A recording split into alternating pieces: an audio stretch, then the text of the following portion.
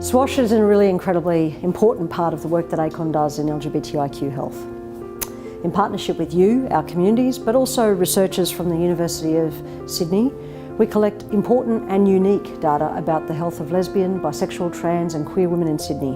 We know our community members filled out the survey in spaces like Fair Day, at our Lazy Sunday picnic, but also at a range of venues. But also, for the first time, we're able to do it online. I'm Dr. Julie Mooney-Summers from the University of Sydney, and I've been working with ACON for nearly 10 years to run the SWASH survey. The SWASH survey is collected at a variety of events and venues across the Sydney Gay and Lesbian Mardi Gras season. In 2018, 1,272 women and non-binary people responded to the survey. That means we have a very diverse sample and the age ranges from 16 to 94, so we can tell a lot about who our communities are and how they're changing. Over the last 10 years, there's been an increase in the proportion of people reporting high and very high psychological distress.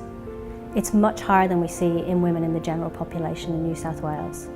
For the first time, we asked about suicidal thoughts and self-harm experiences, and what we heard was alarming, especially from younger women in our community. And smoking rates among lesbian, bisexual and queer women and non-binary people remain twice the rate of women in the general population. And they've been very slow to decline. But we have some good news. Fewer younger women in our community are taking up smoking.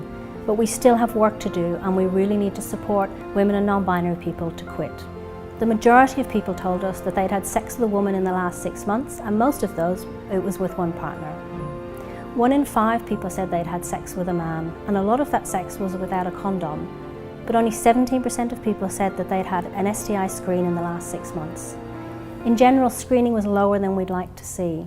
55% of people of screening age were overdue a mammogram and 34% were overdue a cervical cancer screen.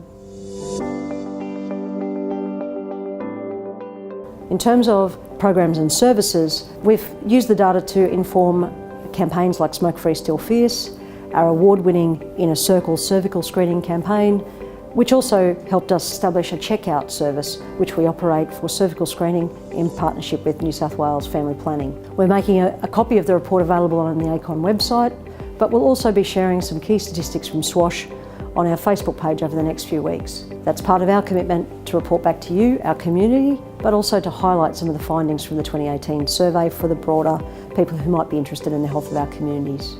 Without the community's support, SWASH would not be the world's longest running survey of LGBTQ women and non-binary people's health.